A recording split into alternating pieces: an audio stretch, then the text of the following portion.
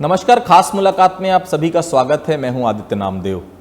आज हम आपसे एक ऐसे सिंगर की मुलाकात कराएंगे जिनके गीतों में मस्ती है, जिनके गीतों में एक ऐसे प्रेमी की तड़प है जो निराशावादी नहीं है, वो आशावादी है। उसके गानों में मस्ती है। न्यू वेव्स ऑफ सिंगिंग के पहले हस्ताक्षर कुणाल गांजावाला से बहुत बहुत स्वागत करता हूँ सर आपका। शुक्रिया। कुणाल जी, शुरुआत मैं वहीं से करूँगा। पारिवारिक बैकग्राउंड जो था आपका, लेकिन आपने कभी अपने जीवन में सोचा नहीं था कि आप सिंगर बनेंगे। क्या ऐसा वाकया हुआ था जो वो कुणाल जो कभी सीए बनना चाहता था, वो कुणाल जो कभी किसी और फील्ड में अपना करियर बनाना चाहता था, वो इस फील्ड में आ गया जिस फील्ड में सोचा नहीं था कभी आ पाऊंगा? सर आ पाऊँगा नहीं, कभी ये नहीं सोचा था कि ये कर सकता हूँ मैं। आ पाऊँगा तो वो होता है जब आदमी को लक्ष्य ज़्यादा लगे कोई, पर यहाँ तो यही नहीं पता था कि ये हुनर भी है। तो ये कहानी है इस नाचीज़ की, कि जब एज दे से नो दैट, अब थोड़ी मेमोरी मेरी कच्ची है तो मैं मुझे I am not a name dropper and I don't speak course. किताबी नॉलेज मेरा कम है, सेल्फ एक्सपीरियंस जो किया है वो बोल सकता हूँ।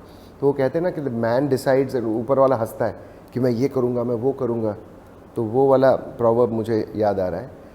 तो यहाँ तो ये था कि एकेडमिकली मुझे कुछ करना था। क्रिकेट बहुत पसंद था खेलना। मैं स्कूल को रिप्रेजेंट करता था मेरे इंटर स्कूल में, इंटर स्कूल में। पर रैगिंग हुई मेरी 1990 साल में, और वो रैगिंग करने वाले सीनियर्स ने क्या सज़ा दी, तो कान पकड़ के बोला गाओ। मैं तो विसिल कर रहा था। आशिकी की कोई गाना था, ब्यूटीफुल गाना, आशिक रिलीज हुई, सुपर हिट हो चुकी थी। ये महीना अगस्त या जुलाई का था। एंड तो वो कहानी है इत्तेफाकन डेस्टिनीज चाइल्ड जिसके कहते हैं। I am absolute destiny's child, we all are, but I know and I realise that I have nothing to do with this. Sir, college का शायद वो प्रकरण था जब वहाँ पर आपने गीत शुरू किया। हालांकि फैमिली बैकग्राउंड के बारे में अगर कहूँ तो पिता भी संगीत से रिलेटेड, सिस्टर के बारे में भी मैंने पढ़ा कि वो भी भरतनाट्यम सीखा जी। तो इसमें क्या उस समय नहीं ऐसा परिवार वाले नहीं सोच रहे थे, या आपने नहीं सोचा कि उस समय सिंगर बनना चाहिए?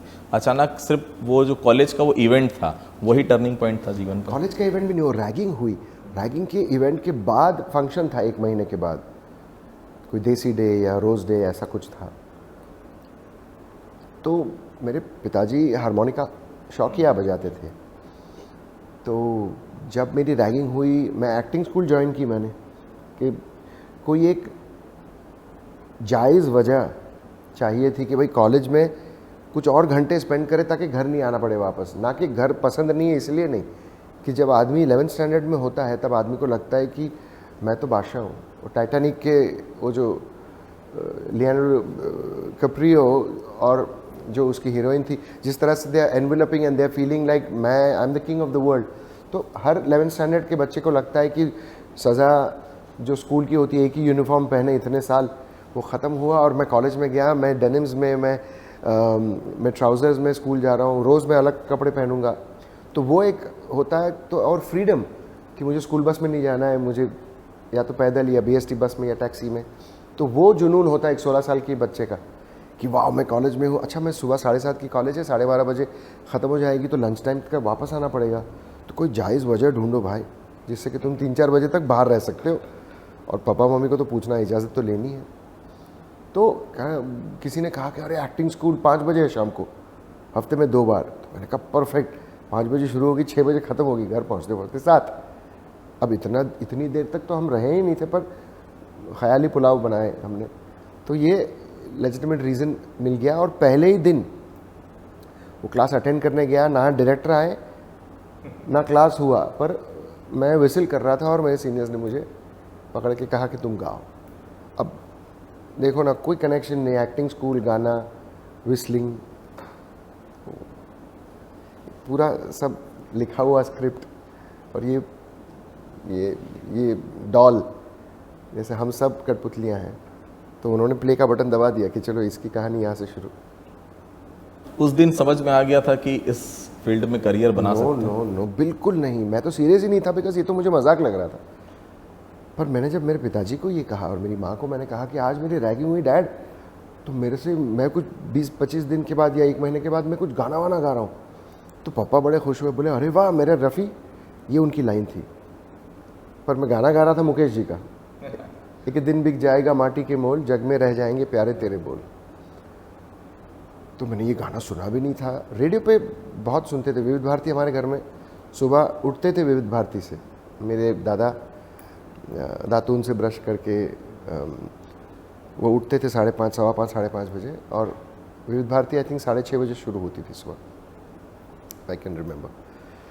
तो 92 में जब पूर्णिमा जी, सुषमा श्रेष्ठ, एक दिन उन्होंने गाया था मुकेश जी के साथ ही गाना, तेरा मुझसे है पहले का नाता कोई, वो सारे ब्यूटीफुल गाने, है ना बोलो बोलो।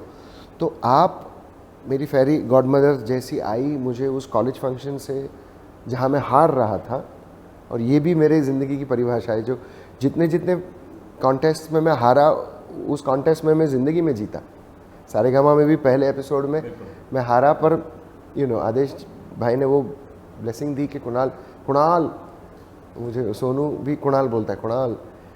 तो उन्होंने कहा कि बेटा मैं क्या करूँ, I had to cut your 5 points. तो तब तक मैं सीरियस नहीं था। जब आप आई, आपने मुझे जज किया 92 साल में, इंडिपेंडेंस डे था मुझे याद है, या 14th थी, एंड मैंने कुछ गाया तो आपने मुझे बुलाया कॉन्टेस्ट ख़त्म होने के बाद। बाल बाल मैं जीता, अंताक्षरी थी, तो आपने मुझे बुलाकर मुझे कहा तुम सीखे हुए हो ना सिंगर।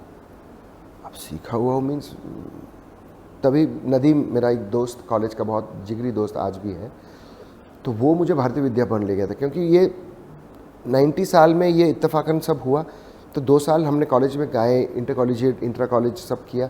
फिर नदीम ने मुझे बोला यार तू बहुत अच्छा गाता है, वो भी गाता था। फिर उसने बोला नहीं मैं गाना बंद कर दूंगा, तू सही में अच्छा गाता है, चल हम लोग भारतीय विद्या भवन जाते हैं, तू एनरोल हो जा। तो उस दरमियान दीदी मिली, तो फिर मुझे जब उन्होंने कहा कि तुम सीखी हुई आवाज़ हो ना, तो मैंने कहा हाँ मैं सीख तो रहा हूँ। मैंने कहा हाँ। तो शबीर कुमार उनके साथ जज थे, तो उन्होंने कहा देखो शबीर भाई, मैं बोली ना आपको ये सीखी हुई आवाज़, स्टेज का एक्सपीरियंस है तुम्हें। अब कॉलेज के स्टेज पे गाता था, अब झूठ नहीं बोला मैंने कहा हाँ मैं स्टेज पे गाता हूँ। पहला मौका कब मिला सर सिंगिंग का? सिंगिंग का वही कॉलेज में फंक्शंस होते थे, तो फिर पूर्णिमा जी लेके गई आनंद मिलन जी के पास। फिर मैं कोई कॉन्टेस्ट जीता कॉलेज में। कॉन्टेस्ट जीतने के बाद मैं 2nd या 3rd आया था, तो मुझे 2 गाने रिकॉर्ड करने मिले नंदी दुग्गल साहब का स्टूडियो वडाला में। It was one part of almost northern Bombay. तो नंदी दुग्गल साहब बहुत दिग्गज ऑर्गेनाइज़र थे, and this was towards the end of his active life. तो मन्ना दा साहब के बहुत अच्छे दोस्त किशोर कुमार और रफ़ी साहब, मन्ना दा, इन सबको वर्ल्ड टूर पे ले जाने वाले सबसे पहले ऑर्गेनाइज़र नंदी दुग्गल, आज भी बाली हिल में रहते हैं, बहुत अच्छे दोस्त के पापा है वो। तो उनके स्टूडियो में मैं गया कराओके। तब उस ज़माने में ट्रैक पे आपको हेडफोन लगा के गाना बहुत बड़ी बात थी, जैसे बड़े बड़े फिल्म स्टार्स और सिंगर्स ही गाते थे उस तरह से। तो ये चटका लगा हुआ था। तो फिर 90 एट सम पॉइंट इन 93 मुझे ये मिला। तो मैंने 2 गाने, जो दैट वाज द प्राइज़, तो 2 गाने मैंने रिकॉर्ड किए, मन नहीं भरा मेरा। मैंने कहा कुछ और गाने, तो उनके पास 100, 200, 400 गाने थे जिनके म्यूज़िक किए हुए रेडी थे। तो एक one thing led to another, over a month I recorded some 10-15 songs. तो वो मेरा CV हो गया। तो फिर अगली बार जब आनंद मिलन जी को मिला पूर्णिमा जी के थ्रू, तो मैंने उनको मेरी कैसेट दी। तब कैसेट का ज़माना।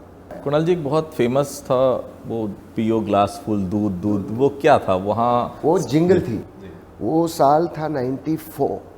तो वो जिंगल करने के टाइम पे मुझे याद है, इमोशनल मोमेंट है कि मुझे के पहली बार मिला, और के हमें लास्ट वीक ही छोड़ कर गया।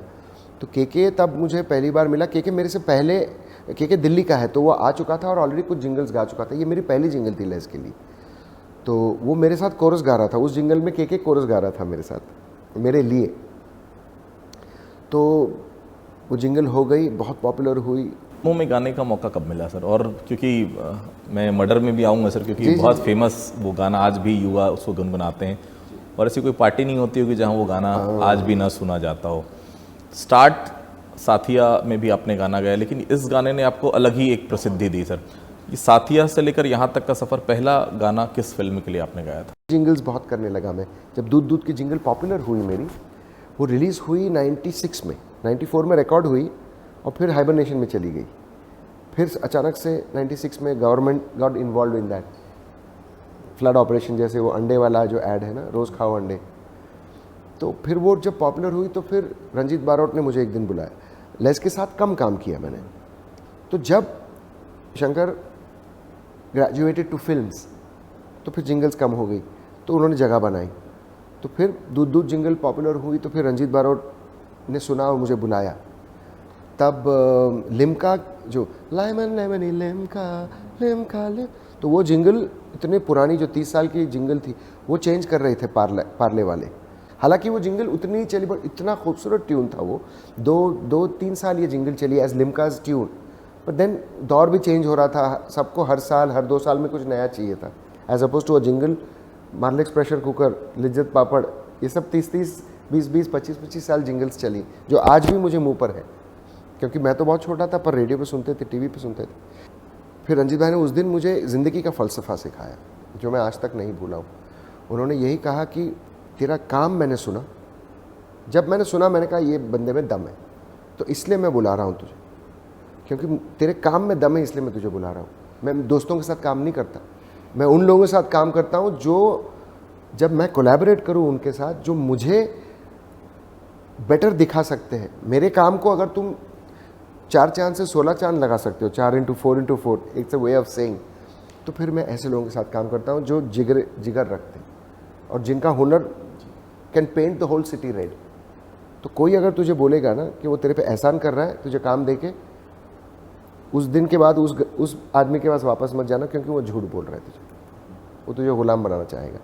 तो ये मैंने पकड़ लिया।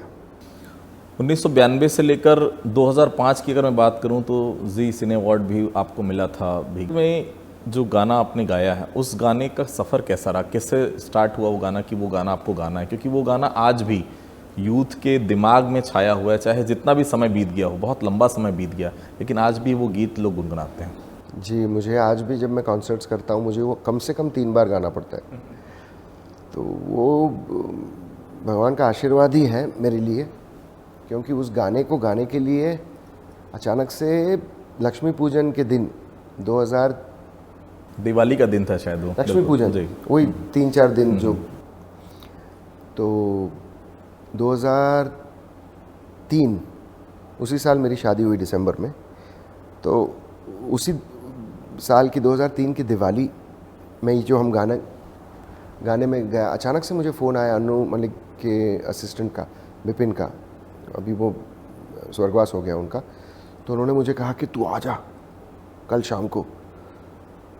तो मैंने कहा यार क्या टाइम पास कर रहा है, दिवाली के दिन तू काम कराएगा क्या? ऐसे वैसे भी हम लोग महीने के 20-25 दिन तो अनु भाई के लिए गाते ही हैं, आके कोरस गा रहे हैं, आलाप कर रहा हूँ रंजीत भाई के थ्रू।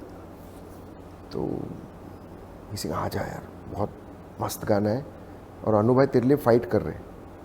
तो मैं गया तो अचानक से अनु भाई मेरे को बोले जल्दी आ। मैंने कहा मैं तो टाइम पे आया हूँ। तो जल्दी लिख, तो गाना लिखवाया, भीगे होंठ तेरे प्यासा दिल मेरा, लगे अबरसा मुझे तन तेरा, जम के बरसा दे मुझ पे घटाएं तू ही प्या। मैं लिखते लिखते मेरा हाथ काँप रहा है। मैंने कहा यार ये क्या हो रहा है, ऐसा ये तो मैंने कभी ख्वाब में भी नहीं मांगा था, इस तरह के गाने मुझे नहीं गाने, यू नो अडल्ट गाना है यार ये, कभी मेरे साथ कोई रात गुजर। मैंने कहा मर गया अभी अब। और अनु मलिक का क्या है कि वो बहुत आउटस्पोकन थे, लार्जर देन लाइफ। एक तो है भी 6 फुट 3 ऐसे, हाथ इतना बड़ा, मेरे 2 हाथ मिले तो 1 हाथ। तो अभी इनको कैसे बोलो, एक तो इन्होंने, और एक माहौल ऐसा था कि जल्दी कर जल्दी लिख। तो मैंने कहा माजरा क्या है, ज़्यादा सवाल मत पूछ, गाना लिख। और बाजे पे गाना सिखाया, मैंने गाना शुरू किया। मैंने ट्रैक भी नहीं सुना था, तो सीधा कान में एक मुखड़े, भीगे और तेरे प्यासा दिल, एक टुकड़ा दूसरे अंतर के पहले का उतना रिहर्सल हुआ। ठीक है, मैंने कहा हाँ लेवल ठीक है, शुरू करो, रिकॉर्ड नो स्टॉपिंग। मैंने कहा मजाक है, ऐसे दिवाली की मेरी तो लग गई, सर इतना दूर बुलाए और अभी 5 मिनट में बोलेंगे। मैं गाया, उतने में मुकेश भट्ट जी गाने के आना चल रहा है और मैं गाते गाते देख रहा हूँ कि मुकेश भट्ट जी आ रहे हैं और वो शीशा, और उस तरफ वो अनु मलिक को पूछ रही है क्या है, कौन है ये लड़का। क्या हो रहा है यहाँ, like he is not suppose to sing this song and we were not going to meet for this song, because Sonu का कोई गाना रिकॉर्ड होना था दूसरा मर्डर का।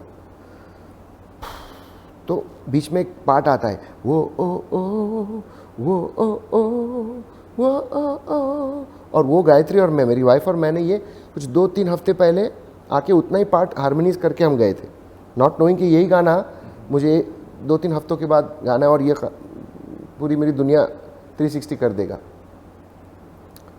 तो उन्होंने टॉकबैक बटन दबाया, बोले गाते रहे कुणाल, रुकना नहीं। फिर तीसरा अंतरा आया, फिर वो आलाप आया और फिर ख़त्म गाना। तो जैसे ही गाना ख़त्म हुआ, बिपिन मुझे माइक पे बोलता है, पीछे मिलता हूँ, चाय पियेंगे। तो मैं समझ गया ऐसे, ठीक है कि टाइम पास था ये। 10-15-20 मिनट के बाद मुझे कॉल आया कैंटीन में कि आ जाओ अंदर। तो जैसे मैं अंदर गया, मुकेश जी के तेवर ही बदल गए थे, मीनिंग मैं तो जानता ही नहीं था उनको, वो ऑब्वियसली मुझे नहीं जानते थे, मैं उनको जानता था, पर एज मुकेश भट्ट। तो मैं अंदर गया, वाह बेटा वाह Kunal, today star is born. तो अब ये सब भाषा की मुझे आदत ही नहीं थी, बिकॉज मैं जिंगल वर्ल्ड का था और यू नो हम सब प्रोफेशनल लोग थे कि गाना गाए, पैसा लिए और हम चेक लेते थे, कैश वाला चक्कर नहीं था, एडवर्टाइजिंग वाले थे हम, जिंगल्स वाले। तो फिर मन में मैंने सोचा, अच्छा इसका मतलब आज मुझे पैसा नहीं मिलने वाला है कि प्रशंसा बड़ी हो रही। मुझे ऐसे लगता है कि मेरा एक्सप्रेशन अधपका था, तो बट वो एक्सप्रेशन सबको बहुत पसंद आया। अब ये होता है ना, इनायत हुई। अब से और एक चीज़ बात जो मैंने बहुत कम कही है इंटरव्यूज़ में, और आज मैं इतनी खूबसूरत जगह पे संजीवनी में, श्री सत्यसाई संजीवनी हॉस्पिटल में हूँ, तो ये बात मैं आज पहली बार इंटरव्यू पे कह रहा हूँ। ऑफ कैमरा मैंने बहुत कही है ये बात कि मैं बड़ा नाराज़ हुआ ऊपर वाले से, और सत्यसाई भगवान को साक्षात्कार मेरा हुआ है। मैंने उनको जीते जी 25 साल जब वो धरती में मनुष्य के शरीर में रहे, तो हमने उनको पूजा है। तो मैंने वो टाइम जब मैं लिख रहा हूँ और जो कश्मकश मेरे दिल और दिमाग के बीच में जो चल रही है, और तो वो जब मैं माइक पे गया और जब मुझे मालूम पड़ा कि मुझे एक टेक में गाना है और मैं इस जंजाल से चंगुल से निकल नहीं पा रहा हूँ, चक्रव्यूह में अटका हुआ हूँ कि मैं अनु भाई को कैसे बोल दूँ कि मैं नहीं गाऊँगा, और एक तरफ से मैं कह रहा हूँ कि हाँ बोल दो, क्या फ़र्क, कल से नहीं बुलाएगा ना, पर ये गाना गा के तो मैं मर जाऊँगा। Before a career I didn't aspire for a career, I didn't ask God for popularity, I didn't ask God to become a playback singer. मुझे संगीत ही विरासत में अचानक से दे दिया, तो फिर मैं उसी में खुश था। तो मैंने कहा आप आके गाओ, ये मैंने ख्वाबों में भी नहीं मांगा, तो ये सज़ा क्यों दे रहे हो मुझे, आप आके गाओ इस गाने को, you have given it to me, you sing it, और फिर पहले तो ऐसे शेर की तरह बोला, फिर जब मैंने देखा कि अभी तो ट्रैक भी शुरू हो रहा है, तो मैंने कहा गा दो ना, फिर भीख मांग रहा था मैं, और फिर गाना शुरू किया, और बिना रोक के एक ही टेक मिला मुझे उस गाने का, और जो हुआ उसके बाद तो नहीं, और मैं भूल गया उस गाने के बारे में उसके बाद। तो वो जो सबमिशन हुआ अंदर से कि मैंने कहा भगवान आप गाओ, और मैं डिसोसिएट हो गया उस गाने से। फिर मैंने, तो वो होता है ना कि हम सुनते हैं ना कि when you become one with God, or when you realize that God is the doer, तो there is only one pair of footprints in the sand, not two। तो वो वाला चक्कर हो गया कि मेरा शरीर, मेरे मुंह से आवाज़ आ रही थी पर वो मैं नहीं गा रहा था। वो गाना हमारे दर्शकों के लिए भी 2 लाइन, क्योंकि आज उसी जगह पर हम मौजूद हैं। और before I sing it I want to say that अगर वो गाना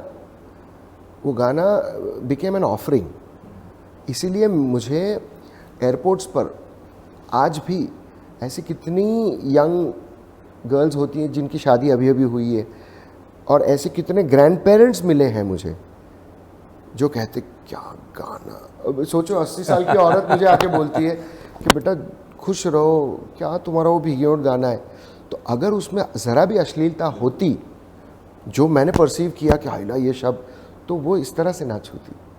और there are mothers who have told me that my child sleeps to this song. तो इससे बेटर कॉम्प्लीमेंट, हाँ 1%, 99% मुझे सिर्फ दुआएं मिली है इस गाने के लिए। 1% ऑर्थोडॉक्सी भी है, जो 1% वाले लोग हैं जो छू छू छू ऐसे गाने हम नहीं सुनते, तो वो 1% लोग भी मिले तो अच्छा है, एक काला तिल होता है हो ना। सकता है वो 1% वाले रात में वो गाना सुनते में आता है। दुगले। आशा जी की मैं बात करूं, लता जी की भी बात करूं, वो दौर अलग था, वो आवाज़ें अलग थीं। उसके बाद के जितने भी सिंगर आए, कुणाल जी चाहे सोनू जी हों, चाहे जितने लोगों का आपने नाम लिया, वो जगह नहीं बना पाए। क्या सुनने वाले लोग अलग हो गए, एक्सपेक्टेशन बढ़ गई ऑडियंस की, कुछ इस तरह का हुआ? क्योंकि यूथ बहुत आ रहे हैं, लेकिन वो आ रहे हैं और जा रहे हैं, वो छाप नहीं छोड़ पा रहे, वो हस्ताक्षर नहीं दिखा पा रहे हैं। कारण क्या मान रहे हैं? दर्शक बदल गया, मूड बदल गया, ऑडियंस बदल गई, क्या क्या ऐसी दिक्कतें क्या आ रही हैं? वक्त बदल गया, वक्त बदल गया, लोग उतावले ज़्यादा हो गए, मॉडर्नाइजेशन ज़्यादा हो गया, रिटेंशन टाइम स्पैन, आप कितना वक्त एक चीज़ पे फोकस कर सकते हो वो चेंज हो गया। मीडिया में तब सोशल मीडिया नहीं था, जब हमारे पहले के जो उदित जी, कुमार शानू, अभिजीत, विनोद राठौड़, अलका जी, साधना जी, पूर्णिमा जी, अनुराधा जी, उस दौर में भी फिर भी मुझे लगता है कि बहुत अच्छा म्यूज़िक हुआ। और वो सिंगर्स भी, उदित जी फ्रॉम 86 87 से लेकर अब तक चले हैं, तो उन्होंने भी 40 साल देखे हैं। अभी जो सिंगर्स आ रहे हैं वनडे वंडर टाइप के आ रहे हैं जा रहे हैं। अरिजीत वनडे वंडर नहीं है, आज उसको ऑलमोस्ट 10 साल होने आए हैं। मैंने सुना भी कि अरिजीत बहुत पसंद है आपको। बहुत ज़्यादा पसंद है, क्योंकि उसमें इतनी, उसके गाने में सच्चाई है, रूह है। जैसे मुझे केके की आवाज़, मैं हमेशा कहता था कि मुझे केके की आवाज़ बहुत पसंद थी। As a person we were very similar. हम पार्टीज़ में नहीं दिखते, हम सोशल मीडिया पे नहीं दिखते, हम रात को नहीं दिखते, हमारे हाथ में कभी ग्लास नहीं दिखता। हम, हमारा गाना, हमारी फैमिली और हमारी प्राइवेट लाइफ। तो एक रजिया सुल्तान का एक गाना था, उससे कंपेयर किया जाता था, ऐसा कुछ था क्या उस समय? कौन सा गाना? आपका ये वाला सॉन्ग? भीगे हो जी, कोई ऐसा सॉन्ग? अच्छा, रजिया सुल्तान नहीं, कुछ मैंने उस कभी, समय- ये पहली बार मैंने ये कमेंट सुनी। अच्छी बात है, मैं सोचूं, सुनूंगा। तमिल में भी बहुत सारे गाने आपने गाए हैं, लगभग 400-450 के नहीं, आसपास। कन्नड़ा। कन्नड़ में गाने, कन्नड़ा बहुत में सारे मैंने गाने। 250 से ऊपर गाने गाए हैं। तमिल में मैंने 30-40 गाने, तेलुगु एक में बहुत 50। फेमस हुआ था उसका भी एक सॉन्ग, जिसको नीने नीने। बिल्कुल सब याद करते हैं। वो किस तरह का गाना था और कब उसका कंपोजिंग हुआ था? वो गाना 2005 में गाया मैंने। डॉक्टर राजकुमार, जो सबसे बड़े, जो हीरो, कर्नाटका के सबसे बड़े लेजेंड हैं, जैसे रजनीकांत कैसे मॉडर्न डे लेजेंड है तमिलनाडु, तो राजकुमार जी के बेटे की सेकंड फिल्म थी, तो उनके तरफ से ये बुलावा आया। और उनके फैमिली फ्रेंड, मेरा एक बहुत अच्छा दोस्त, जिन्होंने बायोग्राफी लिखी है राजकुमार साहब, डॉक्टर राजकुमार जी, तो उनके थ्रू ये गाना आया। तो मैं बाकायदा बैंगलोर गया, उसे गाया मैंने, and it became overnight, it became like a huge thing. Kunal ji, आज भी यूथ के बीच में बहुत फेमस है वो गाना, चन्ना वे घर आ जाना। बहुत लोग गुनगुनाते हैं, और जब भी पार्टी सॉन्ग्स होते हैं या डीजे पार्टीज़ होती है, उसमें ये गाना आज भी अपनी वही जगह बनाए रखा है। ये गाने के पीछे क्या था, कैसे ये?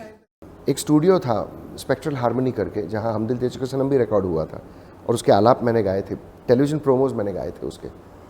तो उस स्टूडियो में उन्होंने एक रिकॉर्डिंग एकेडमी शुरू की थी, वीडियोग्राफी की एकेडमी, ऐसा कुछ मैंने सुना था, शुरू की थी। तो उन्हीं की टीम के बंदों ने ये गाना, एक संतोष सिंह करके बहुत अच्छा कंपोज़र है, उससे लिखवा के और गवा के रेडी किया था गाना। तो उन्होंने मुझे कहा था, सर बजट नहीं है, आप गा दीजिए ना। तो मैंने कहा ठीक है, मैंने आज तक पंजाबी गाना नहीं गाया, चलो गाते। 12,000 रुपये में गाना गाया था वो। ये साल था 2004। वो गाना आज भी लोगों गुनगुनाते हैं, और अकेले रहते हैं चाहे पार्टी में। जी। और संतोष ने बहुत मेहनत से मुझसे गवाया, क्योंकि पंजाबी मैंने सिर्फ कन्नड़ा गाया था तब तक, और जिंगल्स में मैंने बहुत सारे लैंग्वेजेस गाई थी, पर एज अ सॉन्ग मैंने सिर्फ। छत्तीसगढ़ आप आए हुए हैं, छत्तीसगढ़ी गाना कभी सुनने का मौका ऐसा मिला हो? गाने का मौका मिला था हाल ही में, पर मुझे ऐसा पता चला कि वो कुछ पॉलिटिकल गाना था, फिर मैंने ना कर दिया, क्योंकि आई थिंक हाल ही में इलेक्शंस हुए। बिल्कुल, अभी 2018 में इलेक्शन हुए थे। तो फिर रिसेंटली किसी ने मुझे एक गाना दिया था जिसमें कोरबा का भी नाम था, बिलासपुर का भी नाम, तो ऐसा कुछ गाना था, पर उसका एजेंडा कुछ, हाँ। तो मुझे छत्तीसगढ़ी तो आती नहीं है, तो मुझे जो लोग जानते हैं, जिनके फैमिली में आज मैं गया था बिलासपुर, क्योंकि शादी है फैमिली में, दोस्तों की फैमिली फ्रेंड्स हैं, तो उनको मैंने भेजा। मैंने कहा ये क्या चक्कर है, क्योंकि बॉय बैंड जैसा कुछ एक था। तो उन्होंने कहा, कुणाल जी ये मत गाइए आप, मुझे, मेरा छत्तीसगढ़ी जो दोस्त है, जो इसका पैदाइश ही यहाँ की है, वो कह रहा है कि ये कुछ पॉलिटिकली ड्रिवन गाना है, तो प्रचार के लिए है ये, आप मत गाएं। वनडे वंडर की तरह जो सिंगर्स आते हैं इस फील्ड में, उनके लिए कुछ कहना चाहेंगे? सब अच्छे हैं, हम भी एक वनडे वंडर ही थे एक ज़माने में, मगर भगवान की कृपा रही, सब लोग शुरू करते हैं। डेडिकेशन में कमी है आपके लोगों में? नहीं, क्या मानते हैं? देखो, मैं आलोचना नहीं करता, मैं सिर्फ अच्छा ही देखता हूँ लोगों में। बिकॉज आप मुझे कहोगे इतना बड़ा कैनवस है, उसमें मैं काला दाग नहीं ढूंढूंगा, मैं देखूंगा कि 99% तो ये सफ़ेद है, सब में कुछ ना कुछ हुनर है। अब परिस्थिति हो, पता नहीं क्या वजह से कुछ लोग नहीं आ पाते, कुछ लोगों को कम गाने मिलते। मुकेश जी ने अपनी ज़िंदगी में 1000 से कम गाने गाए हैं, पर उसमें 90% हिट है। रफ़ी साहब ने हज़ारों और गाए हैं और उसमें 80% हिट्स हैं। किशोर दा ने सिर्फ 2500 गीत गाए हैं अपने लाइफ में और उसमें 75-80% हिट्स है। तो जस्ट बिकॉज मुकेश जी ने कम गाए, क्या वो कम सिंगर हुए? तो you know, I don't know, सबसे सीखना है। जैसे ये चीज़ भी मैंने गुलजार साहब से सीखी। वो कहते कि कुणाल, यू नो, नए पीढ़ी से भी बहुत सीखने मिलता है।